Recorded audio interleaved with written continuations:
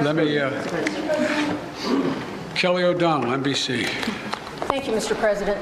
Do you believe what you said? Thank you, sir. Do you believe what you said, that Putin can't remain in power? Or do you now regret saying that because your government has been trying to walk that back? Did your words complicate matters? Well, you asked 3 different questions. I'll answer them all. Number 1, I'm not walking anything back. The fact of the matter is I was expressing the moral outrage I felt toward the way Putin is dealing in the actions of this man. Just brutality. Half the children in Ukraine. I just come from being with those families. And so, but I want to make it clear, I wasn't then, nor am I now, articulating a policy change. I was expressing the moral outrage that I feel, and I make no apologies for it. Personal feelings, sir. Your personal feelings? My personal feelings. Secondly, you asked me about, well, what was the second part? Does it complicate the diplomacy of this moment? No, I don't think it does. You know, the fact is that we're in a situation where what complicates the situation at the moment is the escalatory efforts of Putin to continue to engage in carnage, the kind of behavior that makes the whole world say, "My God, what is this man doing?" That's what complicates things a great deal, and but I don't think it complicates it at all. Mr. President, Let me go to Steve Holland, Reuters. Mr. President, thank you. When you say that you're not walking anything back, you do feel that Vladimir Putin should be removed from power? Is that what you're saying? And no, what I was expressing just what I said. I was expressing the moral outrage I felt towards this man. I wasn't articulating a policy change, and I think that you know, he continues on this course that he's on. He is going to become a pariah worldwide, and who knows what he becomes at home in terms of support. Are you concerned this remark might escalate the conflict? No, I'm not. I'm not at all.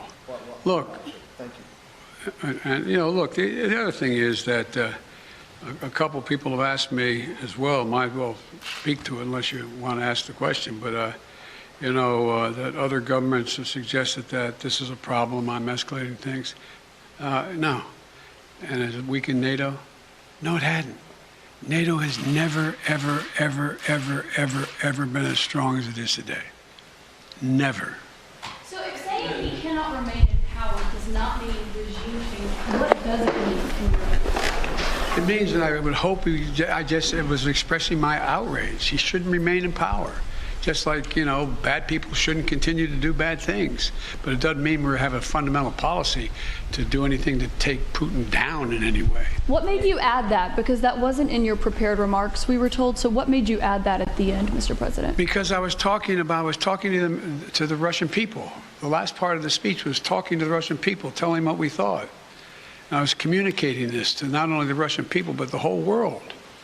This is just stating a simple fact, that this kind of behavior is totally unacceptable.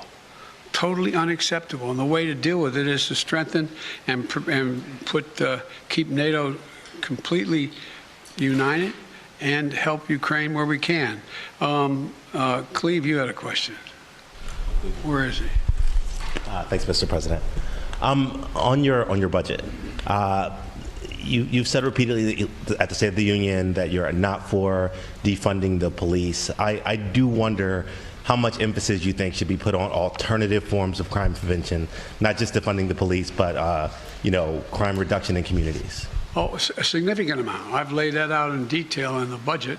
For example, we do know that intervention programs work. We do know that what police need, they need psychologists in the department as much as they need extra rifles.